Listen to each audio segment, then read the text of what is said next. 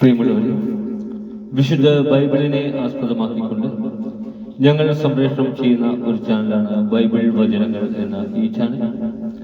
ഈ ചാനൽ കൂടി വിശുദ്ധ ബൈബിളിലെ പഴയ നിയമത്തിലെ ഉൽപ്പത്തി പുസ്തകം മുതൽ പുതിയ നിയമത്തിലെ വെളിപ്പാടിന്റെ പുസ്തകം വരെയുള്ള എല്ലാ അധ്യായങ്ങളും ഉൾക്കൊള്ളിക്കുവാൻ ഞങ്ങൾ ശ്രമിക്കുകയാണ്.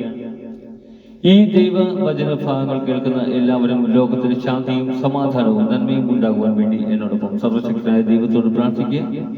അതോടൊപ്പം തന്നെ ഈ ചാനൽ കാണുന്ന എല്ലാവരും ഞങ്ങളുടെ ചാനൽ ഒന്ന് സബ്സ്ക്രൈബ് ചെയ്യുക. സബ്സ്ക്രൈബ് ചെയ്ത് താഴെ കാണുന്ന ബെൽ ഐക്കൺ കൂടി ക്ലിക്ക് ചെയ്ത് ഞങ്ങളുടെ എല്ലാ അധ്യായങ്ങളും നോട്ടിഫിക്കേഷനായി നിങ്ങൾക്ക് ലഭിക്കുന്നത് പോലെ ഞങ്ങളോട് സഹകരിക്കും. പുതിയതായി കേട്ടു തുടങ്ങുന്നവർ ഉൽപ്പത്തി പുസ്തകം 1 മുതലുള്ള എല്ലാ അധ്യായങ്ങളും കേട്ട് ബൈബിളിനെ കുറിച്ച് മനസ്സിലാക്കുക. അതോടൊപ്പം തന്നെ ദൈവാനുഗ്രഹത്തിനായി പ്രാർത്ഥിക്കുക. നിങ്ങൾ എവിടെയും പ്രാർത്ഥന നിർഭരമായ സഹകരണം തുടർന്നും സഭയെ പ്രതീക്ഷിച്ചുകൊണ്ട് ഇന്ന് നിയമാവർത്തന പുസ്തകം 3-ാം അധ്യായം. ഓഗിനെ കീഴടക്കുന്നു. നമ്മൾ തിരിഞ്ഞ് ബാഷാനിലേക്കുള്ള വഴിയിലൂടെ കയറിപ്പോയി. അപ്പോൾ ബാഷാൻ രാജാവായ ഓഗും അയാളുടെ സകല ജനവും എദ്രയിൽ വെച്ച് നമുക്കെതിരെ യുദ്ധം ചെയ്യാൻ വന്നു. എന്നാൽ കർത്താവ് എന്നോട് പറഞ്ഞു, അവനെ ഭയപ്പെടേണ്ട, എന്തെന്നാൽ അവനെയും അവന്റെ ജനത്തെയും രാജ്യത്തെയും ഞാൻ നിന്റെ കരങ്ങളിൽ ഏൽപ്പിച്ചിരിക്കുന്നു.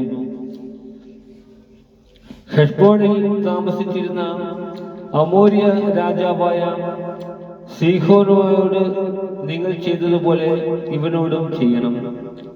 അപ്രകാരം നമ്മുടെ ദൈവമായ കർത്താവ് ബാഷാൻ രാജാവായ ഓഗിനെയും അവന്റെ ജനത്തെയും നമ്മുടെ കരങ്ങളിൽ ഏൽപ്പിച്ചു തന്നു.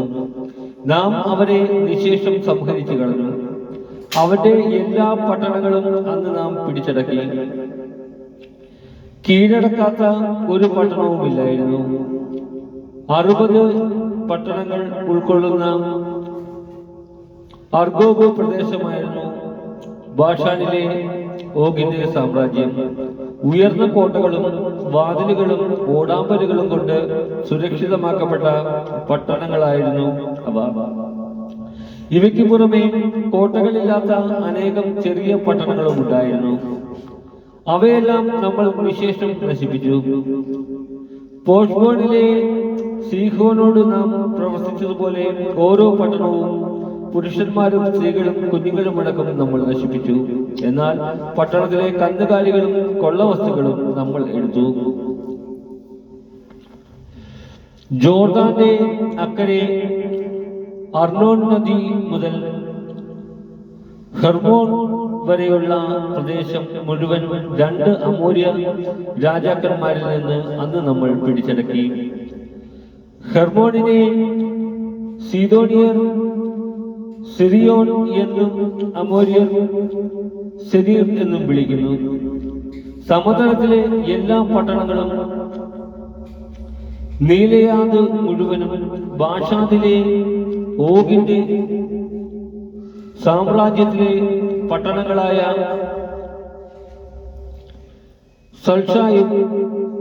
സൽക്കായും എദ്രയും വരെയുള്ള പ്രദേശവും നമ്മൾ പിടിച്ചെടുത്തു. റഹായിം വംശത്തിൽ ബാഷാൻ രാജാവായ ഓഗ് മാത്രമേ അവശേഷിച്ചിരുന്നുള്ളൂ. അവന്റെ കട്ടിൽ ഇരുമ്പ് കൊണ്ടുള്ളതായിരുന്നു. അത് ഇന്നും അമോര്യരുടെ റബ്ബായിൽ ഉണ്ടല്ലോ. സാധാരണ വളവിൽ 9 മുഴമായിരുന്നു അതിന്റെ നീളം. വീതി 4 മുഴവും. ജോർദാന് കിഴക്കുള്ള ഗോത്രങ്ങൾ. ഈ ദേശം അന്ന് നാം കൈവശമാക്കിയപ്പോൾ അർണോൻ നദീതീരത്തുള്ള അമോര്യ അരോവർ മുതൽ ഗിലെയാദ് മലനാടിന്റെ പകുതി വരെയുള്ള പ്രദേശവും അവിടെയുള്ള പട്ടണങ്ങളും ഞാൻ റൂബന്റെയും ഗാദിന്റെയും ഗോത്രങ്ങൾക്ക് കൊടുത്തു. ഗിലെയാദിന്റെ ബാക്കി ഭാഗവും ഓഗിന്റെ സാമ്രാജ്യവുമായിരുന്നു ബാഷാൻ മുഴുവനും. അർഗോബ് പ്രദേശം മനാസയുടെ അർദ്ധഗോത്രത്തിനു ഞാൻ നൽകി. ഫെയിമിന്റെ ദേശമെന്നാണ് ഇത് വിളിക്കപ്പെടുന്നത്. മനസ്സെ ഗോത്ര ജനമായ യായിർ ഗശൂറിയയുടെയും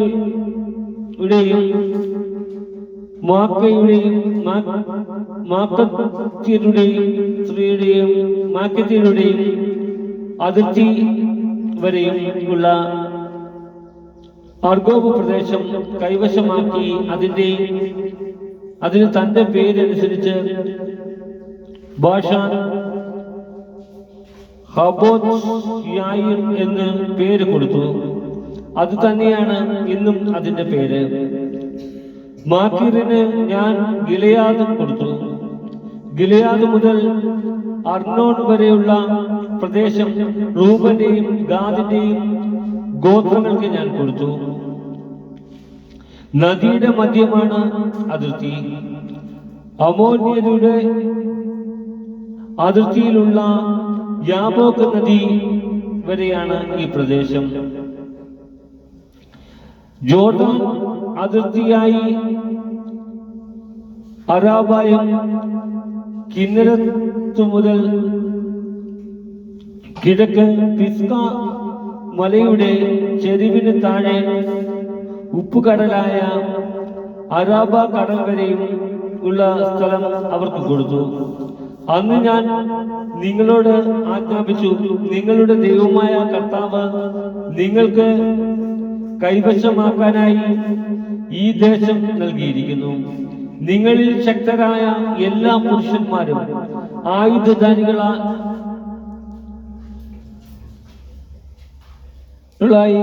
നിങ്ങളുടെ സഹോദരരായ ഇസ്രായേലരുടെ മുൻപേ പോകണം. എന്നാൽ നിങ്ങളുടെ ഭാര്യമാരും കുഞ്ഞുങ്ങളും കന്നുകാലികളും, നിങ്ങൾക്ക് ധാരാളം കന്നുകാലികളുണ്ടെന്ന് എനിക്കറിയാം, ഞാൻ നിങ്ങൾക്ക് നൽകിയിട്ടുള്ള പട്ടണങ്ങളിൽ തന്നെ പാർക്കട്ടെ. കർത്താവ് നിങ്ങൾക്ക് തന്നതുപോലെ നിങ്ങളുടെ സഹോദരർക്കും വിശ്രമം നൽകുകയും ജോർദാന്റെ അക്കരെ നിങ്ങളുടെ ദൈവമായ കർത്താവ് അവർക്ക് നൽകുന്ന ദേശം അവരും കൈവശമാക്കുകയും ചെയ്യുന്നതുവരെ നിങ്ങൾ അവരുടെ മുമ്പേ പോകണം. അതിനുശേഷം ഞാൻ നിങ്ങൾക്ക് തന്നിട്ടുള്ള അവകാശത്തിലേക്ക് നിങ്ങൾക്ക് മടങ്ങിപ്പോകാം. അന്ന് ഞാൻ ജോഷുവയോട് കൽപ്പിച്ചു, ഈ 2 രാജാക്കന്മാരോട് നിങ്ങളുടെ ദൈവമായ കർത്താവ് ചെയ്തവയെല്ലാം നിങ്ങൾ നേരിട്ട് കണ്ടല്ലോ. അപ്രകാരം തന്നെ നിങ്ങൾ കടന്നു പോകുന്ന എല്ലാ രാജ്യങ്ങളോടും കർത്താവ് ചെയ്യും. അവരെ ഭയപ്പെടരുത്, എന്തെന്നാൽ നിങ്ങളുടെ കർത്താവായ ദൈവമായിരിക്കും നിങ്ങൾക്ക് വേണ്ടി യുദ്ധം ചെയ്യുന്നത്. മോശ കാനാനിൽ പ്രവേശിക്കുകയില്ല. അനന്തരം ഞാൻ കർത്താവിനെ വിളിച്ച് ഇപ്രകാരം അപേക്ഷിച്ചു, ദൈവമായ കർത്താവേ, അങ്ങയുടെ മഹത്വവും ശക്തമായ കരവും അവിടുത്തെ ദാസനെ കാണിക്കാൻ തുടങ്ങിയിരിക്കുന്നല്ലോ. ഇപ്രകാരം ശക്തമായ പ്രവൃത്തി ചെയ്യാൻ കഴിയുന്ന ദൈവം അങ്ങയെ പോലെ സ്വർഗത്തിലും ഭൂമിയിലും വേറെ ആരുള്ളൂ? ജോർദാനക്കരയുള്ള ഫലഭൂയിഷ്ടമായ സ്ഥലവും മനോഹരമായ മലമ്പ്രദേശവും ലെബനോനും പോയി കാണാൻ എന്നെ അനുവദിക്കണമേ. എന്നാൽ നിങ്ങൾ നിമിത്തം കർത്താവ് എന്നോട് കോപിച്ചിരിക്കുകയായിരുന്നു. അവിടുന്ന് എന്റെ അപേക്ഷ സ്വീകരിച്ചില്ല. കർത്താവ് എന്നോട് പറഞ്ഞു, മതി, ഇക്കാര്യത്തെ കുറിച്ച് ഇനി എന്നോട് സംസാരിക്കരുത്. പിസ്കായുടെ മുകളിൽ കയറി കണ്ണുകൾ ഉയർത്തി പടിഞ്ഞാറോട്ടും വടക്കോട്ടും തെക്കോട്ടും കിഴക്കോട്ടും നോക്കി കണ്ടുകൊള്ളുക. എന്നാൽ ഈ ജോർദാൻ നീ കടക്കുകയില്ല. ജോഷുവയ്ക്ക് നിർദ്ദേശങ്ങൾ നൽകുക, അവന് ധൈര്യവും ശക്തിയും പകരുക. എന്നാൽ അവൻ ഈ ജനത്തെ അക്കരയ്ക്ക് നയിക്കുകയും നീ കാണാൻ പോകുന്ന ദേശം അവർക്ക് അവകാശമായി കൊടുക്കുകയും ചെയ്യും. അതിനാൽ ബത്പയോറിന് എതിരെയുള്ള താഴ്വരയിൽ നാം താമസിച്ചു. നമ്മുടെ കർത്താവേ,